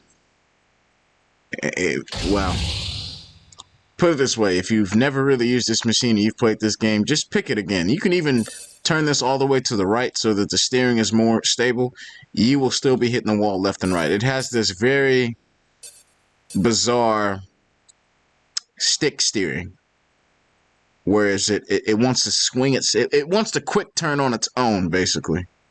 And it wants to kind of like drift into the, for example, if you're holding the stick a little bit too far to the right, you're not smooth with it, it'll jam itself right. It wants to quick turn and slide in a certain direction. So the ultimate goal here is to come in first place in every single course here, because like, as I've told you before, F-Zero AX, excuse me, the AX Cup is actually the easiest cup to first place. I really wish it wasn't like that. I wish this was difficult. Now, this might actually be difficult for me to come in first place with 50% settings. This one and Port Town Cylinder Wave are the hardest tracks in this cup to come in first place. Every other track is really easy. And when you play at 50% settings, it almost feels like, in terms of steering, it feels somewhat similar to 100% settings in the original game. And there's a few things I miss about the standard Wild Goose that you just don't get here with F-Zero GX Unleashed. Is its shorter boost duration is something that I personally enjoyed a lot. I think I just got a shift boost. And its twitchy steering, as weird as that sounds, I understand why it was changed. It's something about it. Now, the steering is so bizarre and unique. And the steering is what drives most people away from this machine because, well, let's be honest, this thing is, when I say it's a futuristic bumper car, this thing is a futuristic bumper car. And I believe that the developers in the original game were attempting to design this to be an attack vehicle because, you know, they want you to spin around, spin attack, side attack, it drifts everywhere. You know, it can pick up speed when it quick turns, it can snake. I understand what they were trying to go for, but I guess you could say because it's a lower tier machine, it's probably ranked around 30 out of 41. I'm not sure. You just can't really keep up. Or if you're just doing snaking, it's busted because the AI can't snake and you can.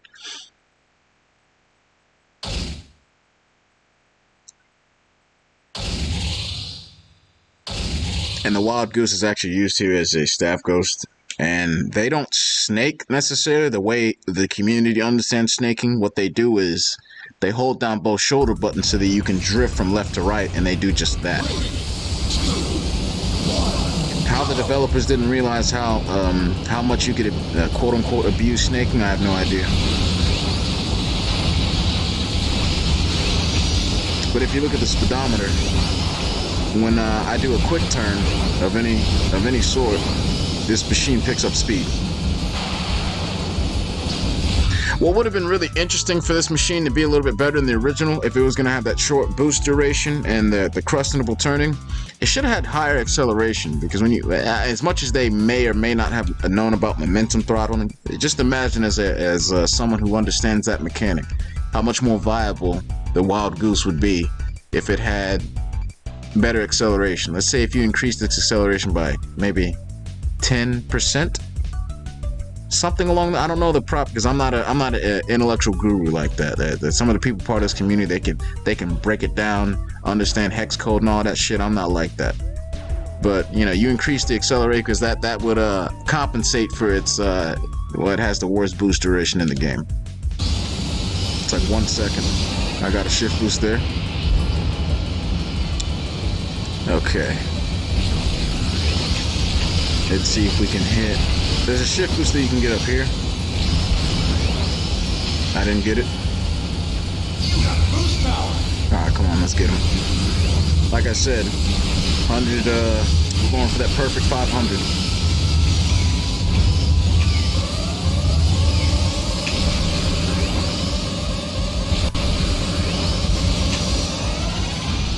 Alright, come on, come on.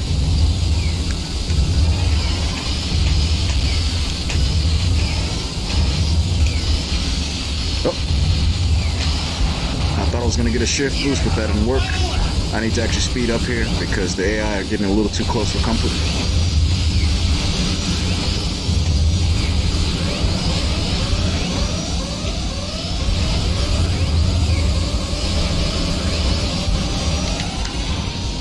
There we go. All right, we're good.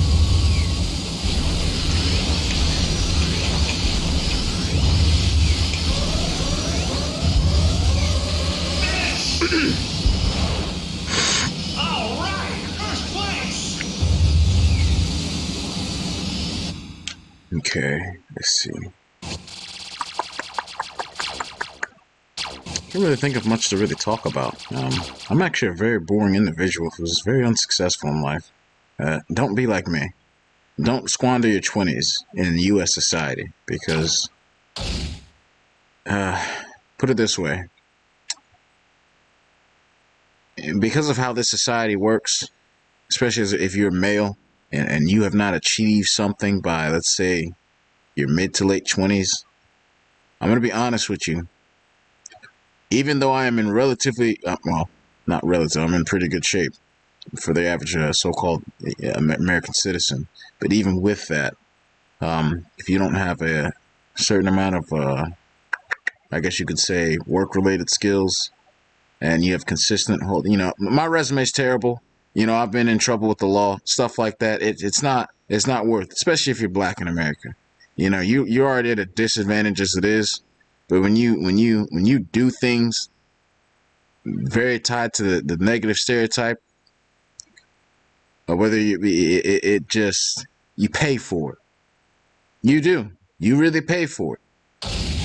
If you're getting to your mid to late 20s and you're full of a lot of regret, that's not a good thing. I wouldn't say it's a completely bad thing because in some cases, the fact that you were getting to your mid late 20s and you have some form of self-reflection, whereas you look back on your life and you're really disappointed in yourself and you're full of, that's not always a bad thing. Don't let everyone say, oh, well, you shouldn't really be full of regret, this, that, and the third. Sometimes being regretful, especially when it's justified, when you have a certain form of self-awareness and you can objectively look at where you've been in the past and where you currently are now, if there has been no form of progress or at least some form of stability, that can actually, especially as a man, that can weigh down on you a bit.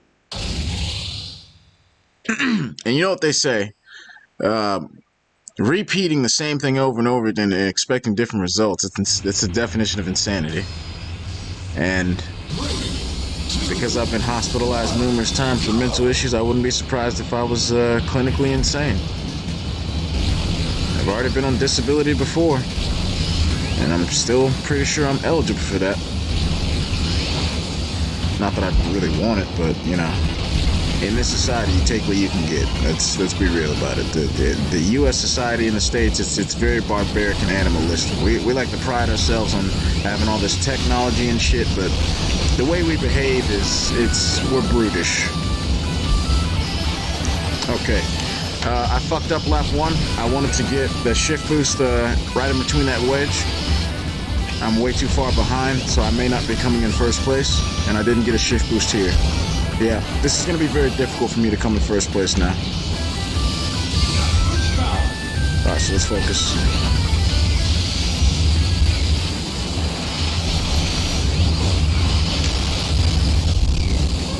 I got some slowdown for some reason.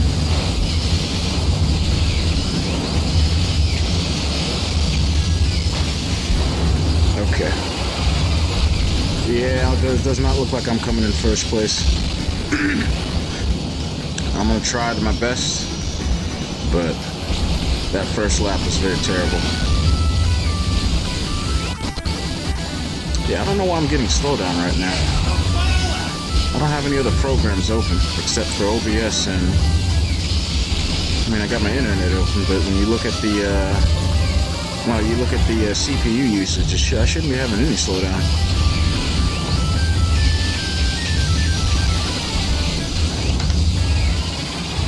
Alright, Twin Norita, you got cocky because you didn't go over the heel strip, and I did, so I got better boost than you. Come on, keep going, keep going. Yeah, there we go. Alright, we're good. Alright, first place. Pico, you got a little drunk there, buddy. I don't know what the hell that was. Out of both cylinder tracks, I like this one the most, but that's probably because it's probably due to the fact that I could actually just play it. and time attack properly. This is my favorite track. If I had to pick my top 3 tracks, this would come in first place, and then it would be Multiplex, and then it would be Firefield, Undulation. Those are my top 3 favorite tracks. There's something about this track that I like a lot. It's not too difficult. You can do all the advanced techniques. It leaves a lot of room to learn everything. It's like as I've said about Multiplex. Multiplex is like a stress test track. It has the 90-degree turns. It has wide open space to MTS chain. You got a fuck you. Who the hell was that? Was that Black Shadow? Yeah, fuck you, Batman. But for example, 90-degree turns to practice quick turning. We have a thin road right here for practicing your stick turning, especially on boost laps. You see the 90-degree turns out here, quick turn. It's just, if you want to stress test the machine, this is the track to do it. Aside from Multiplex. You just got to get used to the fact that this track is relatively long.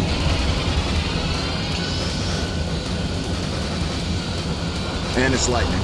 The best music in the game, so.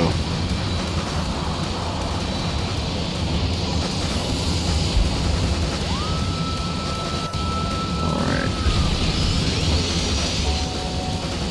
And there's absolutely no way I'm going to get anywhere near the Grandmaster Staff Ghost on this track at all. Closest I've ever been with, I got a 247, and the Staff Ghost is 243. Now, the funny thing is, when I was playing this, I got something mixed up. Where I was looking at the GM Staff Ghost from version 3.1 or 3.0. So I think to myself, and that was done with the Fire Stingray. So I'm looking at some of my times and I'm thinking, oh, you know, many vehicles have a chance to get the Staff Ghost here. So I'm doing runs and whatnot. And I'm just like, oh yeah, this shouldn't be too bad at all. So I get my runs done, I get real close to the Staff Ghost, so I beat it. And then that's when I find out that what the fuck I was looking at was completely incorrect. Kind of bummed me out a little bit, AKC-12. You had me feeling like I was getting much better than I thought I was. And then I see that run with, I think it's the Hyper Speeder, and I say, yep, fuck this shit. Like basically, he's got a private playlist of the GM Staff Ghost, so I usually make a mental note when I watch back the replay, and it's, do you think you could beat this Staff Ghost? Now in the previous versions, I think version 2.1, version 3.0, when he introduced GM Staff Ghost, I said, hey, yeah, some of these it looks like I can beat. You know, AKC-12, you just had to be that little prick, and I say that with a smile on my face, because it's just me taking, I'm just messing with you. Them GM Staff Ghosts, yeah, they official now. Because after watching that back, I had a few check boxes that said yes, yes, yes. When I watched back 4.0, no, no, no. That's exactly what happened. Oh, yeah, for some reason the Golden Fox is pretty good here. I think that's because he can actually snake at 50% settings. And he can also space fly.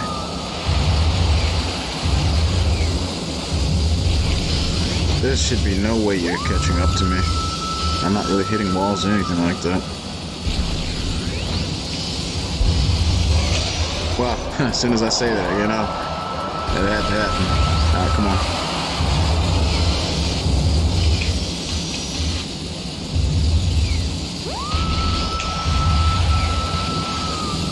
This is cutting it close.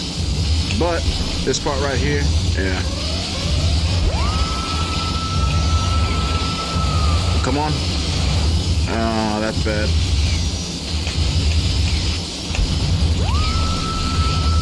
Yeah, that's good. He's not catching up. Alright. Alright, first place! I'm a little burnt out when it comes to speaking because this is the third attempt that I've see, I can't even speak right now. It's something you got to understand about me. I fluctuate from being someone who can articulate myself very well, and then there's times where I'm a bumbling skittish buffoon where I can't speak properly. I say too much. I can't. I can look you in the face real easy. That's one thing I can actually do, and that's one thing I have to practice not doing. I could really stay. It's the non-friendly. You know how when you're talking to someone and you're engaging with them, especially when it's another dude, and you're both making eye contact because you're trying to focus on what they're saying, and they're trying to, and you feel that tension. And both of you may not necessarily have tension towards each other, but there's that male tension going on. For me, I had to learn when I was younger. I had to learn how to look people in the eye, and then after that, I had to learn how to not look them in the eye too long because I don't have that. I'm not that happy-go-lucky Negro, you know. I'm a disgruntled bastard. And that's kind of funny because, you know, if you look up the definition of a bastard, someone who doesn't know their father, I fit that definition.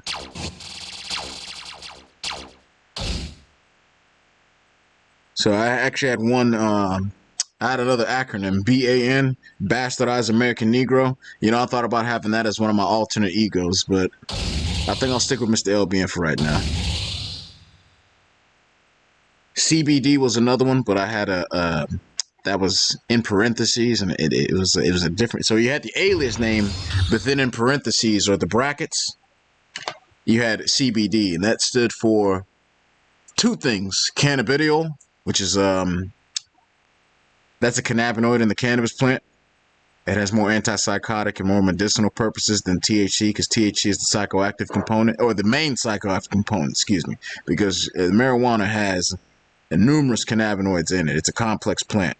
And what they're doing to the plant is bastardizing it, hybridizing it, and GMOing it. It's probably why they're mass legalizing it everywhere. Trust me. As someone who smokes weed, I'm letting you know right now, that the weed that we got out today ain't the weed you probably should really be smoking. There's something a little different about it. At the very least, be careful with where you're getting your shit from. 3, 2, 1, go! Alright, so here's what I'm going to go ahead and do. If I make it to lap 3 and I'm noticeably ahead, I'm just going to, you know, go balls to the wall. I might go for the shortcut on lap 2 or 3. I'm not entirely sure yet. You know, just for the sake of this, I might actually just go ahead and give it one shot, because I do have an extra lap. So on lap 2, I'll go for the shortcut in the beginning.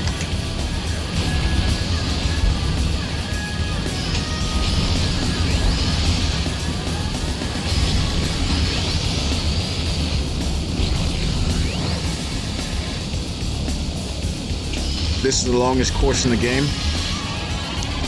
I have one run of this done, and that was with Mad Wolf. And I desperately need to update the time for that machine because that was on the older version. Pretty sure he got a decent amount of upgrades done. My best time was either, I think it was 3:16. I think it's 3:16 or 3:18. But as you can see here, that's a perfect example of the fact that Pico picks up speed when he's quick turning.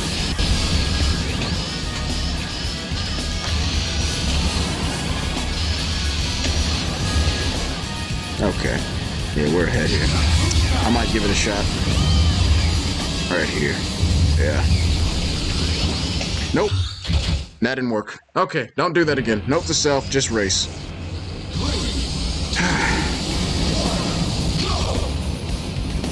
I should have figured that was gonna. Did someone fall off? Yeah, someone did.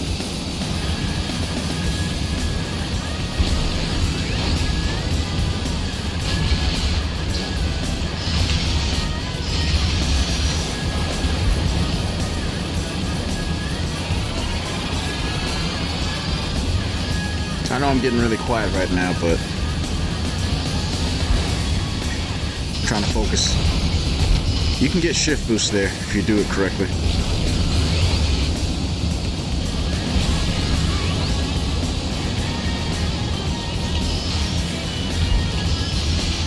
This is a texture mod by Super Sonic, I believe. I think Unreal Sand did the Whiteland replacement for Sand Ocean tracks.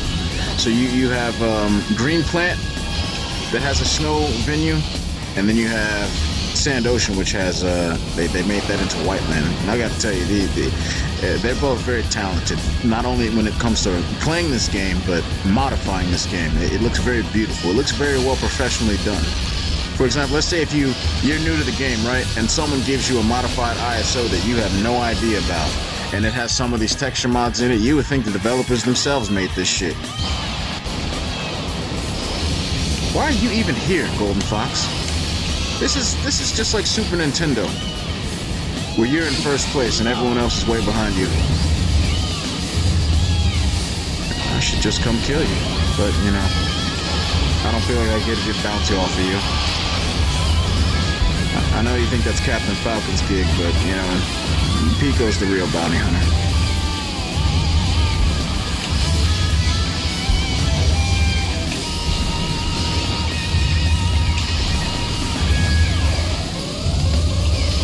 That was a little too close to the wall. Okay. See, as you can see here on lap 2, very far ahead. Again, every time I say something positive, oh, don't hit the wall, this, that, and the third, shit like that happens. Okay. So on lap 3, I'm going to go ahead and momentum throttle and do some silly shit because that was... Well... I may not do that now because I'm not as far ahead as I should be. Alright.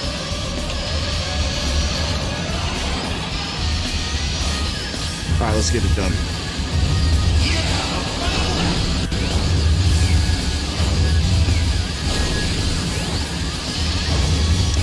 Yeah, I'm using advanced technique now because this is the last course and I'm on the last lap. And I'll just show you how much you can actually smoke them when you're just using something like, you know, your general advanced technique, even on 50% settings.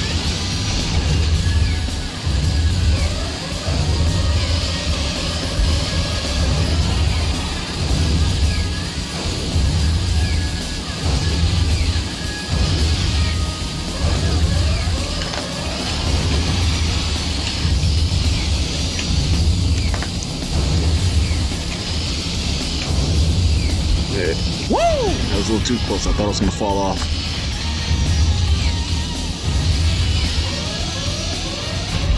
It's very hard to do MTS turning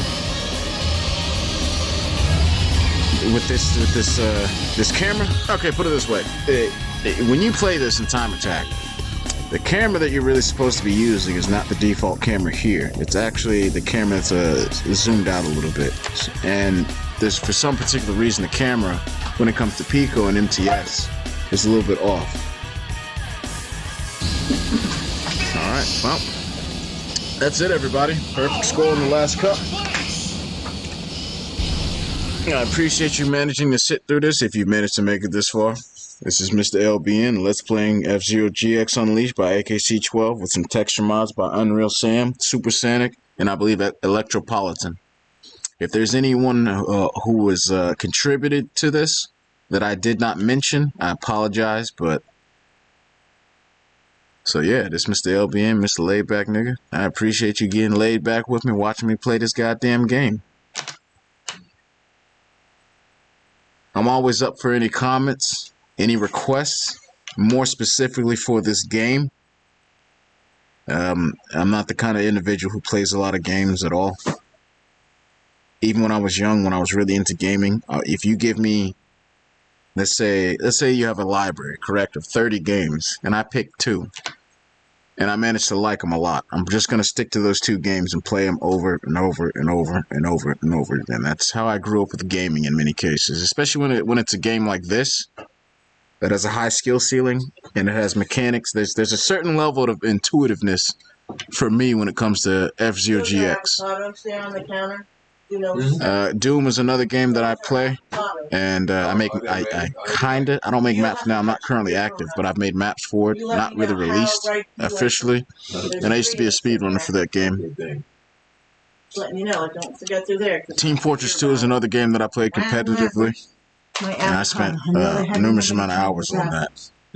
So, and I don't play that anymore. There's a particular reason why I don't play that game anymore. So, I appreciate it. You have a good one. This is Mr.LBN. One more time before I go, I forgot to do a little rap that I made for this particular track right here.